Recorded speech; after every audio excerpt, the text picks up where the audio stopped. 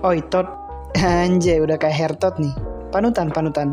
Udah langsung aja. Siapa di sini yang bapak, abang, atau lu sendiri yang ngantri di Pertamina capek-capek jam 11 malam kemarin? Cie, yang kena prank. Hehe, aman cuy, gue juga sama. Ya, fenomena yang cukup meresahkan. Sampai-sampai banyak warga yang bela-bela ngisi tangki full dan kecewa besoknya gak jadi naik. Tunggu. Malahan enak dong gak jadi naik. Kok kecewa? Mana nih namanya nih? Dah lah, buat lo yang gak ngerasain dan gak peduli-peduli amat, mungkin gak tahu soal hal ini. Jadi gue jelasin dikit nih.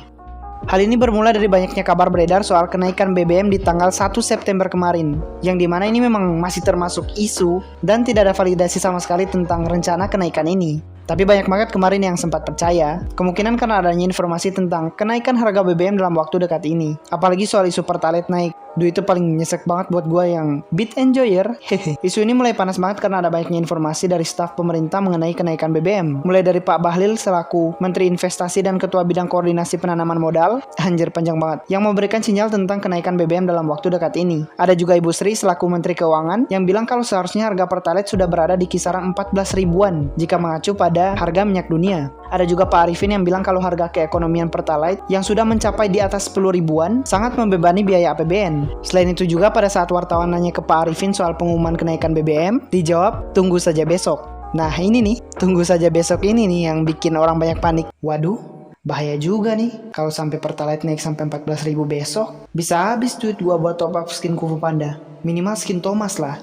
Sip, gaskan Pertamina. Kurang lebih gitulah isi kepala orang-orang yang ngantri jam 11 malam kemarin. Namun setelah keesokan harinya sehabis isi tangki full, ternyata harganya gak jadi naik. Malahan turun cuy. Bukan Pertalite sih yang turun, cuman Pertamax Turbo, Dex Lite sama Pertamina Dex yang turun harga hingga minus 2000 per liter. Tapi gak apa-apa lah, yang penting Pertalite gak naik. Kalau naik, bisa-bisa motor gua keparkir terus dalam ruang tamu. Tapi wajar lah kalau isu ini dibuka-buka terus oleh pihak pemerintah. Bukan mau nakut-nakutin, tapi lebih ke mengingatkan kepada masyarakat untuk menggunakan bahan bakar sebijak mungkin. Apalagi untuk penggunaan bahan bakar subsidi yang udah makan banyak banget biaya APBN. Sampai sekarang aja udah ada prediksi kalau di bulan Desember APBN khusus untuk bahan bakar subsidi bisa sampai 700 triliun. 700 triliun loh ini. Harga Chelsea aja 52 triliun, bisa beli 14 kita. Enggak cuy. Maksud gue dengan duit sebanyak itu, coba lu pikirin dah. Kalau misalnya dialokasikan ke masalah-masalah lain yang gak kalah pentingnya juga. Macam banjir, kemacetan, kemiskinan, COVID-19, akses pendidikan yang masih kurang. Anjir, sok bijak banget gue. Mohon maaf nih ya, saya bukan politisi, akademisi, atau sisi lainnya. Saya hanya publik yang tidak punya teman diskusi. Jadi kalau salah ya mohon dibenerin. Ya, terlepas dari ini semua, memang kita harus tetap berhati-hati soal kenaikan BBM di masa sekarang ini. Mulai dari permasalahan BBM subsidi yang sangat membebani APBN, sampai ada juga beberapa prediksi tentang kuota BBM subsidi yang mulai menipis dan bisa-bisa habis di pertengahan Oktober. Apalagi ada banyak permasalahan tentang pembagian subsidi BBM yang kurang tepat sasaran. Masih banyak orang mampu yang pengen juga nikmatin harga murah dari subsidi BBM yang seharusnya untuk kita rakyat-rakyat kecil ini. Asik. Makanya sempat ada 3 usulan dari Ibu Sri Mulyani untuk menangani permasalahan BBM subsidi ini. Yang pertama, menaikkan harga anggaran subsidi tapi nambah beban APBN.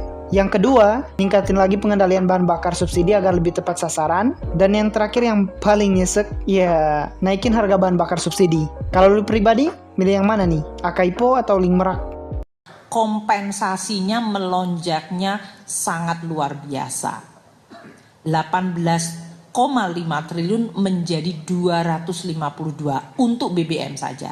Listrik juga, kalau teman-teman media lihat, kita menambah 41 triliun. Ini untuk menahan supaya harga shock yang berasal dari luar, karena adanya disruption, ada perang, harga minyak sekarang menjadi luar biasa tinggi. Maka APBN mengambil shock itu, meredamnya dengan menambah 502,4 untuk subsidi dan kompensasi BBM LPG listrik.